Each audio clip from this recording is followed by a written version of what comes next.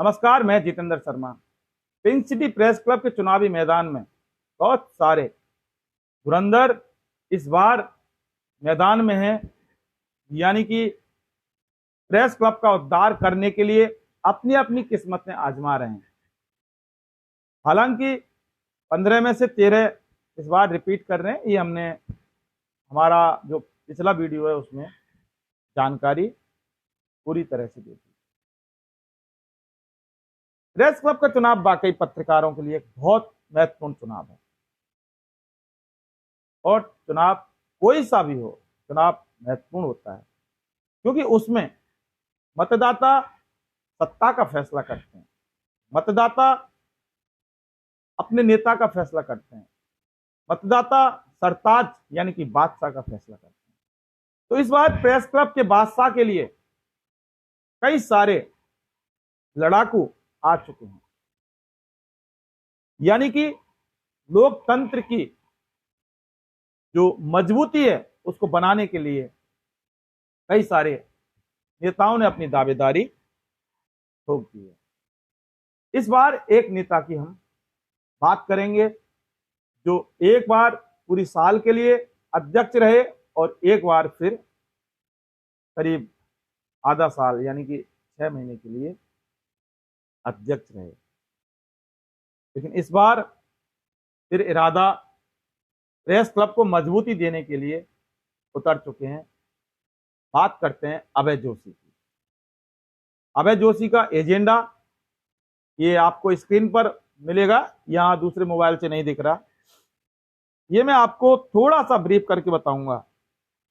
Pink city press club को पारिवारिक club बनाना पहली प्राथमिकता, साहित्यिक और सांस्कृतिक गतिविधियों का नियमित आयोजन, प्रेस क्लब को आर्थिक रूप से मजबूत बनाने का प्रयास, वरिष्ठ एवं युवा पत्रकारों की सलाह से नवाचार कार्यक्रम तैयार कर पत्रकारिता के विकास के कार्य ऐसा किए जाएंगे, और पत्रकारों और उनके सम्मानित परिवारों के लिए नई फिल्मों में के नियमित शो, सामूहिक गोठें, पत्रकार स्नेह मिलन कार्यक्रमों का।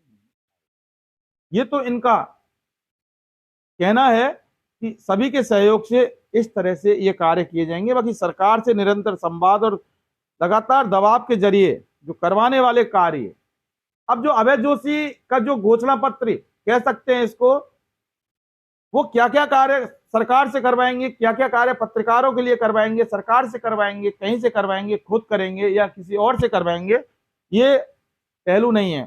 पहलू ये है कि आवास योजना जो पत्रकार योजना उसको तुरंत निस्तारण एवं वंचित पत्रकारों के लिए नई आवास योजना आ गई ना, वही बात। यानी कि कोई भी चुनाव पत्रकार आवास योजना के नाम के बिना नहीं लड़ा जा सकता। लेकिन अभय जोशी इस बात की जो दावेदारी कर रहे हैं, तो कहीं ना कहीं होकर कुछ ना कुछ हो सकता है। छोटे लघु मझोले अखबारों को 2 पेज का विज्ञापन, पत्रकार पेंशन सहायता राशि 25,000 की जाए, और रोडवेजों में फ्री, मेट्रो में निःशुल्क यात्रा, इस तरह से 5 लाख की मेडिकल पॉलिसी जारी की जाए। पत्रकारों को, यानी कि जो सरकारी चिकित्सक होते हैं, डॉक्टर होते हैं, पत्रकार उनके घर पर जब दिखाने जाते हैं तो इनका ये कहना है कि उनसे फीस नहीं ली जाए। ऐसा राज्य सरकार से हम एक आदेश पारित करवाएंगे, सर्कुलर जारी करवाएंगे। हालांकि इन्होंने अभी पत्रकारों की मान सम्मान सुरक्षा के लिए भी जारी करवा दिया है। तो ये अभय जोशी हैं, इनके बारे में कुछ कहा नहीं जा सकता, ये कुछ भी कर सकते हैं। और पत्रकार के गंभीर बीमारी होने पर मुख्यमंत्री सहायता कोष से 50 लाख के इलाज, और दुर्घटना में आकस्मिक निधन होने पर परिवार को 25 लाख, और डिजिटल मीडिया न्यूज पोर्टल को नियमित रियायती दरों पर शर्तों पर विज्ञापन दिया जाए। ये अभय जोशी अध्यक्ष पद के उम्मीदवार हैं, उनका डिक्लेरेशन है, उनका ये घोषणा पत्र है। और जो घोषणा पत्र जो किया जाता है वो चुनाव से पहले नेता अपना अपना एक विजन रखते हैं, लेकिन सवाल यह है कि विजन रखना कागजों में ये एक अलग बात है, और उस विजन को धरातल पर इंप्लीमेंट लाना यानी कि लागू करवाना, वो एक बहुत बड़ी सच्चाई होती है। क्योंकि दावे तो किए जाते हैं, लेकिन जीतने के बाद उन दावे और वादों का कोई औचित्य इस राजनीति में नहीं रह जाता। क्योंकि प्रेस क्लब का चुनाव है तो ये भी एक राजनीति है। लेकिन बात करते हैं अभय जोशी की। अभय जोशी एक कर्मठ पत्रकार हैं, और पत्रकारिता से कई सालों से ये जुड़े हुए हैं और लगातार पत्रकारों के एंटरटेनमेंट यानी कि मनोरंजन के लिए जब ये सत्ता में थे, प्रेस क्लब की सत्ता में थे, तो इन्होंने बहुत कार्य किए पत्रकारों के मनोरंजन के लिए। तो कहते हैं ना, पत्रकार जब दिन भर काम करते रहते हैं तो एक बहुत बड़ी समस्या से ग्रसित रहते हैं, लेकिन उनका मनोरंजन के लिए कई बार इन्होंने पिक्चरें अलग अलग पिक्चर हॉल में दिखाई थी पत्रकार और पत्रकारों के परिवारों के लिए, और सामूहिक गोठों का आयोजन भी इन्होंने खूब कराया, सबके सामने है।